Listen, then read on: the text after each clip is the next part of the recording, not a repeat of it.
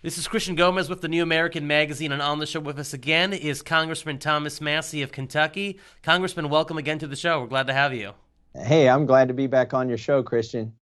This has been quite a past 2 weeks for you in the House with the massive stimulus and the reaction that came from that. Were you prepared for what came? I had braced myself. This isn't the first time I've made some waves in the swamp.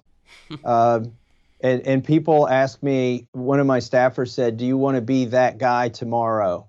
This was on Thursday before the Friday vote. And I said, "I don't want to be that guy tomorrow. But 2 years from now, I'll be glad to have been that guy."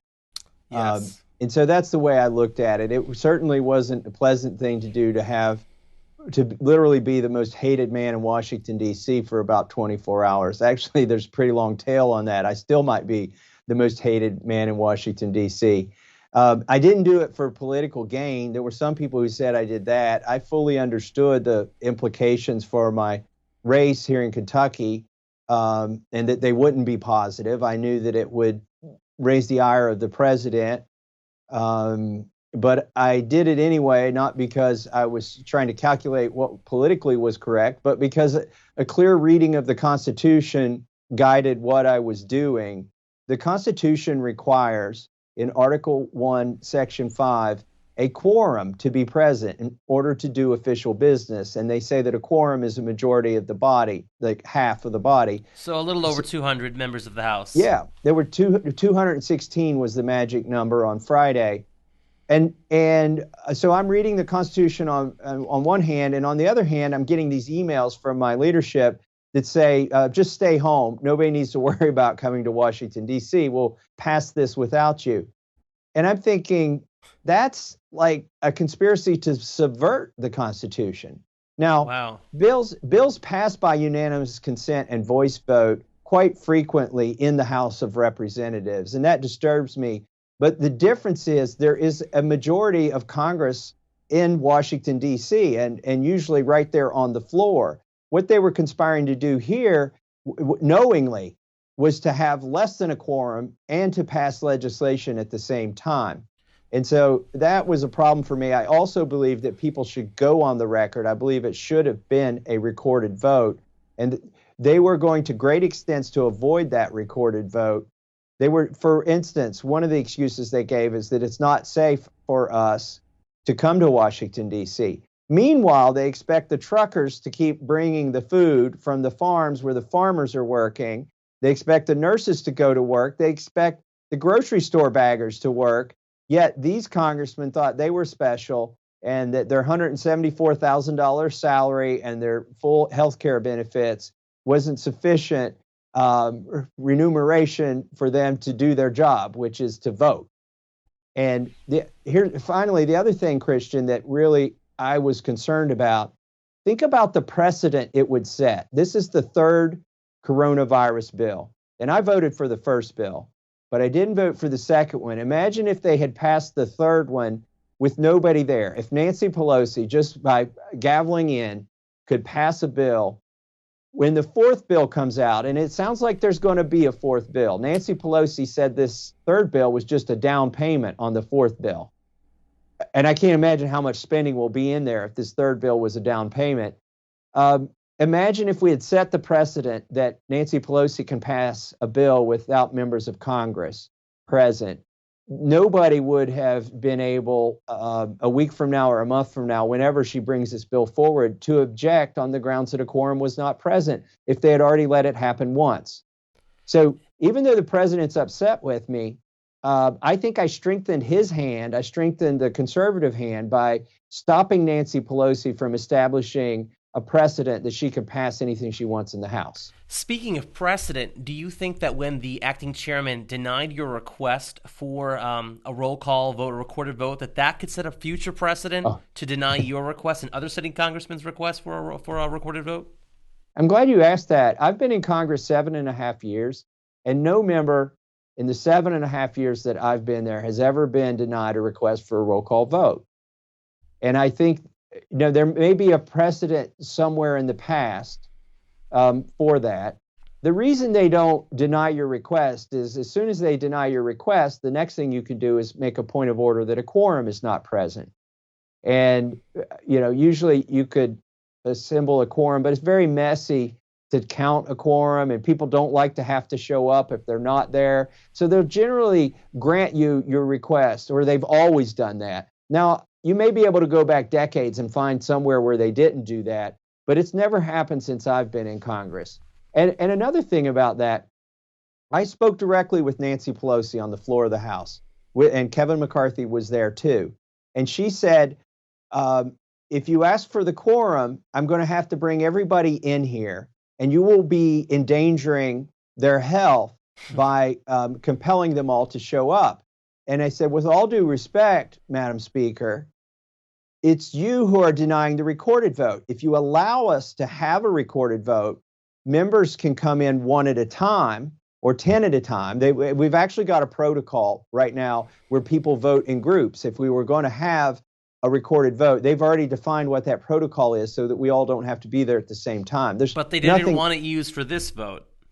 Right. Even though they had plans for how to do it, because the Sergeant of Arms wants to keep people safe, they didn't do it. Instead, she chose to deny my request for a recorded vote. And then that precipitated the requirement of bringing all members in to have a quorum.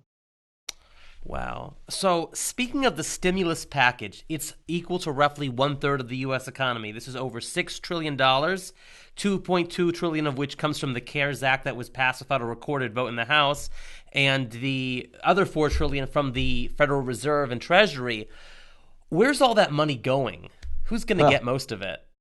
Yeah, the $4.5 trillion that the Federal Reserve and Treasury are going to print or loan out or invest somewhere, that's an insane amount of money. It's not going to be auditable. Like, we can't have an oversight hearing and say, what are they doing with the money?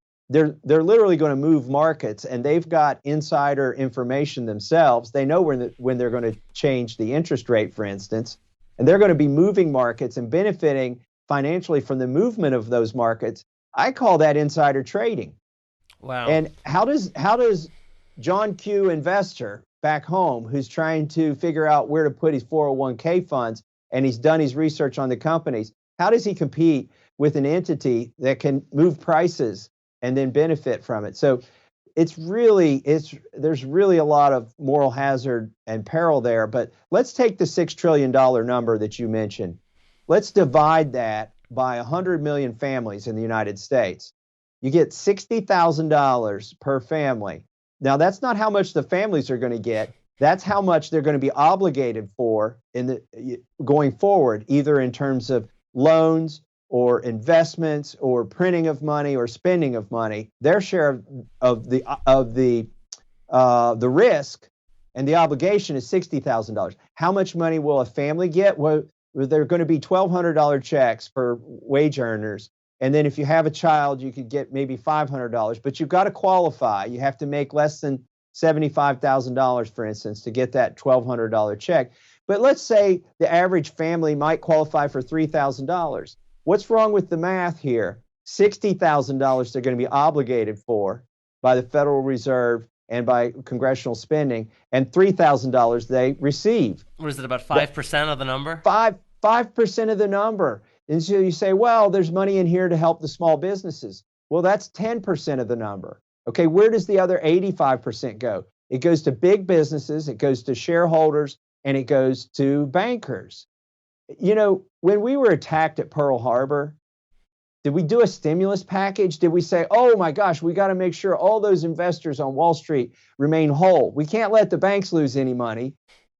No, we responded to the threat. We fought back against the threat.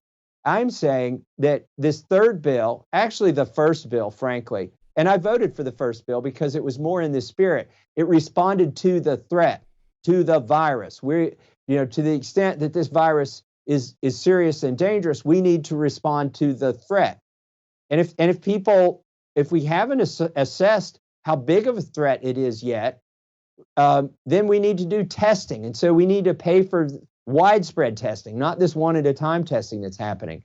But in any case, respond to the threat and quantify the threat. And so we could have like a Manhattan Project to work on vaccines, to work on not just testing for everybody, but cheap tests, $10 tests that you could buy at the drugstore and you could test every day. Your employer would pay for that test to know that you're coming to work healthy.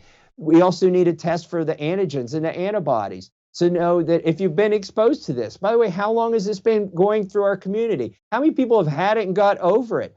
These people they should not be wearing a mask because they don't need a mask, right? They should be able to visit their parents in the nursing home. They should be the ones who could carry any job or not be locked up at home. Those people, we need to know who they are, and we need to know when we've got like some degree of what they call herd immunity. That's what this bill should be focused on, not trying to bail out Wall Street and the banks. So how much of the spending would you say of the bill is actually constitutional of the CARES Act? The $4 trillion you can just take right off the table as unconstitutional. Okay, the stuff that the Federal Reserve is going to do, not just unconstitutional but dangerous. And then it'd be really hard. I don't want to put a number on it. But it's probably really low, isn't it? It's really low. For instance, I do believe that there's a national security issue here. This is somewhat like fighting a war. When you're fighting a virus that came from overseas, for instance. And I believe that there's an appropriate response to fight this virus and to do the research. A lot of the spending that's being done, by the way, Christian, should be done at the state level. And I'll tell you why, not just from a constitutional standpoint, but just from a common sense standpoint. Some of my conservative colleagues were persuaded to vote for this bill because they say that the government has done a taking here. By shutting down factories, by shutting down commerce, by shutting down businesses and livelihoods, they have taken from citizens. And so now the government is obligated to repay the citizen for that. I mean, that's in the Fifth Amendment, okay? People say, I'm going to take the Fifth, but also in the Fifth is the concept of if there's eminent domain, somebody's going to be compensated for it. Okay, I can be persuaded by that argument, except for, here's the problem, it's the states, it's the governors who are doing the taking. And now we're saying the federal government should make people whole for what the governors are doing to their own economies. The problem there is if you've got a governor who's taking sort of a more balanced approach and trying to keep their economy open because they know that's the most compassionate thing to do. Now the federal government is incentivizing that governor to follow the other governors and just shut it all down. So we've got a moral hazard here because the government that's remunerating the person who's been aggrieved is not the government who's taking it away. And not to mention the fact that this bill also rewards many of those governors that have been doing some of these bad shutdowns by giving lots of federal aid to those states like New York. Right. Yes. And again, if it were responding to the virus, that could be appropriate. But when you're responding to the economic calamity that's caused by some of the governors, I don't think it's appropriate.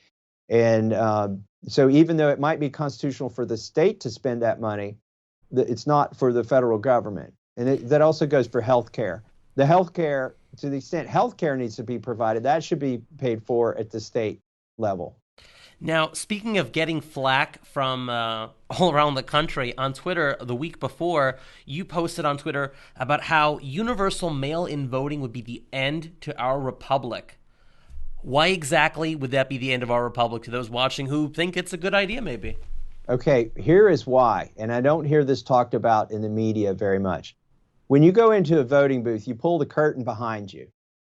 Now that maintains your privacy. That's one of the benefits of pulling that curtain and voting. Or you can hide your vote. There's a little stall where you can conceal your vote. The reason you do that, and by the way, they don't allow somebody to walk in that booth with you. And here's why they don't. One, they want you to maintain your privacy and the sanctity of knowing in a republic that your vote is secret. But the other reason, which nobody talks about, is when people try to buy votes. Let's say they drive through a neighborhood and they say, everybody jump in this van, I'll give you $50 to go vote for my guy in this election. Well, when you get to the polling place and the folks get out of the van and they walk in and vote behind a curtain, the person who tried to buy their vote can't know that they actually bought their vote. All they know is they bought them a ride to the polling place. if you are sitting at your kitchen table and somebody knocks at the door and says, I've got $50, let's sit down and talk about who you're going to vote for, they can buy your vote and know that they bought your vote. And that's a problem. So that's why I am opposed to the mail-in ballots. You know, when I ran my first election for county judge executive, I won every precinct in the county. It was a Republican primary, by the way, against two other Republicans, the incumbent Republican and this other guy that was known for trying to buy votes. I won every precinct, but I lost one of the categories. I lost the mail-in absentees to the guy that was known for buying votes, because he was able to sit down at kitchen tables and go to nursing homes and make sure that they filled out their ballot with his name on it, and he could give them money. And that's my problem with it. It's not a Republican versus Democrat thing. Look, I know the Democrats are better at ballot harvesting now than Republicans are. I'm going to assume Republicans could catch up and could be just as complicit in the ballot harvesting. So we shouldn't be surprised if Pelosi or Maxine Waters, if they stuff that into the next stimulus then.